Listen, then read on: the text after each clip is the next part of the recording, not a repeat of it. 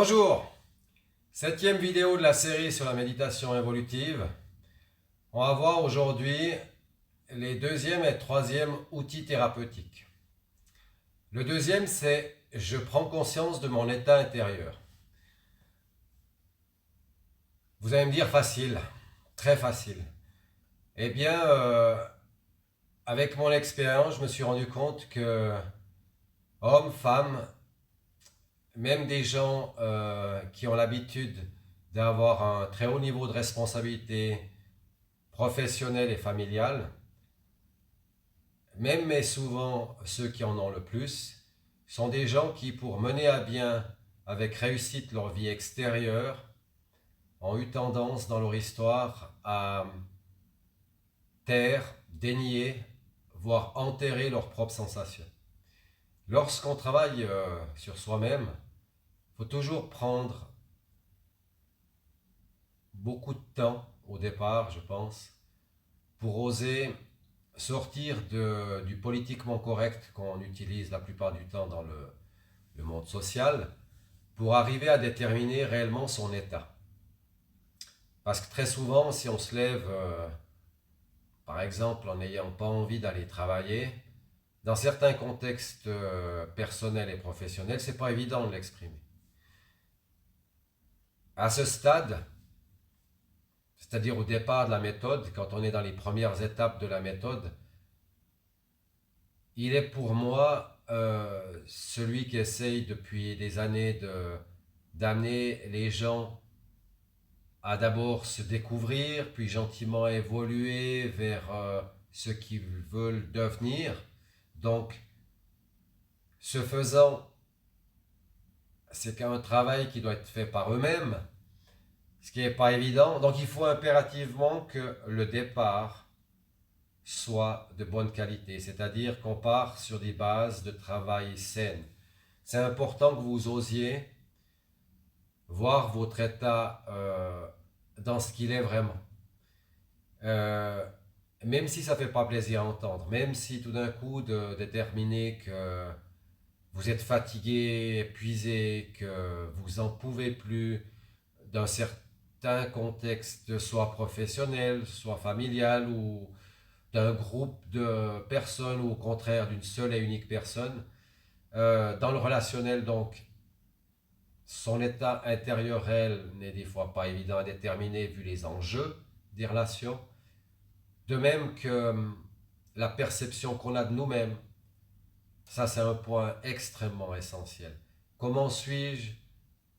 Quel est mon état intérieur dans la relation humaine, mais aussi dans ma relation à moi? Et un dernier point que je vous suggère de vraiment traiter avec attention, c'est la perception que vous avez, vous, de la vie.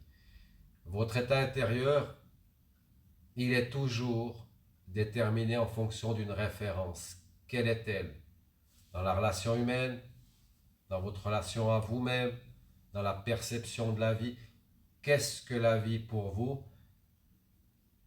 Sachant que ça pose énormément de références, ça pose des jalons. Certains d'entre nous, quand ils discutent, seraient étonnés de voir à quel point la façon qu'ils ont de se percevoir, de percevoir l'autre et de percevoir la vie est très différente, même si c'est les meilleurs amis du monde. C'est très important que vous alliez à la rencontre de vous-même avec cet outil. Osez chaque jour, durant chaque méditation, une fois que vous vous êtes calmé, recentrer avec la respiration ventrale au sein de vos hanches, comment je me sens. Soyez libre, vous méditez. Vous n'êtes pas en public en train de faire un discours à devoir avouer à 5000 personnes votre état intérieur. C'est important. Pensez à vous. Soyez, soyez à l'accueil, j'allais dire, de votre état, même si vous n'en êtes pas fier. Il y a des fois où votre état ne correspondra pas à ce que vous attendiez comme état. Je ne sais pas moi, Un soir, vous planifiez pour le lendemain un énorme travail, 12 heures de travail énorme, vous ouvrez les yeux, vous n'êtes pas bien. Accueillez-vous. On verra plus tard les moyens de changer cet état, par et pour vous-même évidemment. Commencez par oser vous avouer toute la vérité. Qu'elle soit positive, tant mieux pour vous, ou qu'elle soit un petit peu plus dure, c'est important. Plus vous êtes réaliste, plus vite vous avancerez. Voilà pour ce point.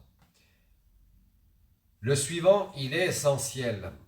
C'est une prise de pouvoir qui est majeure dans ma méthode.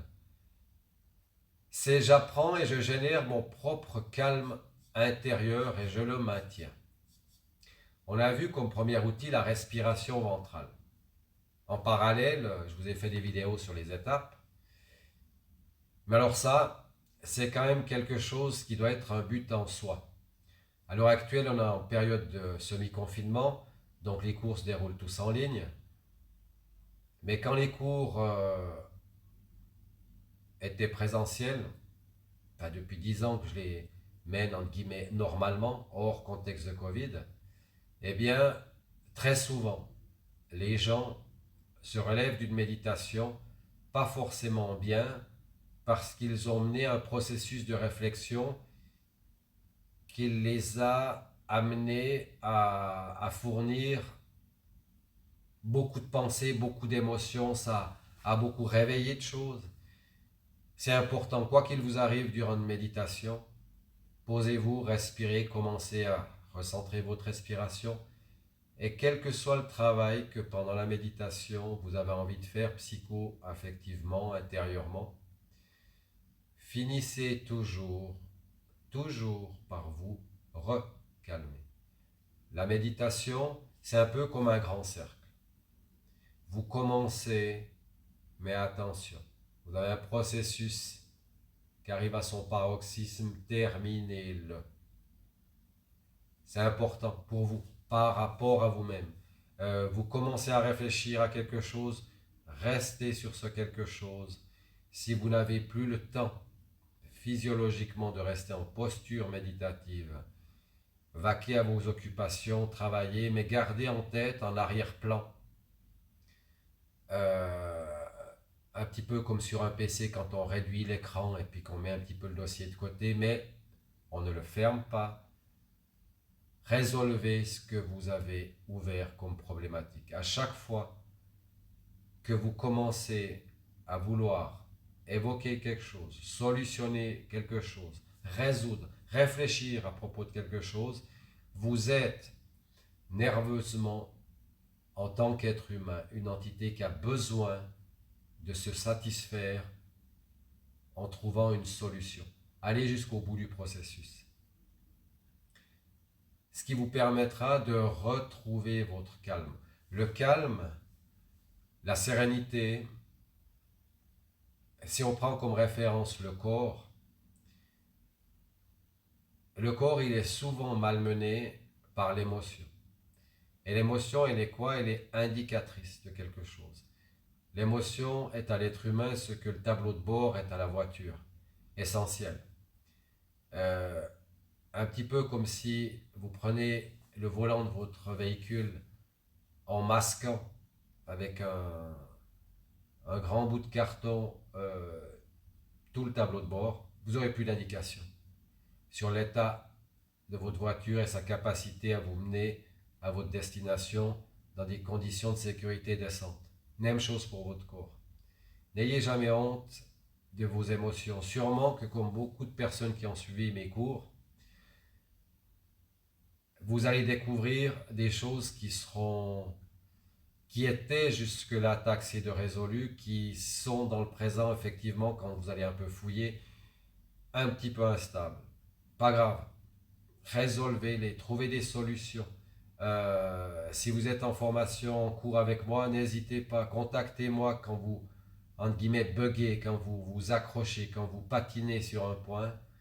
Mais toujours donnez-vous pour but qu'un processus méditatif commence par travailler votre calme, tout de suite vous ancrez dans votre calme. Et si par hasard le travail de réflexion que vous menez intérieurement vous stresse un petit peu, vous met dans un état de fébrilité, prenez le temps enfin de vous calmer.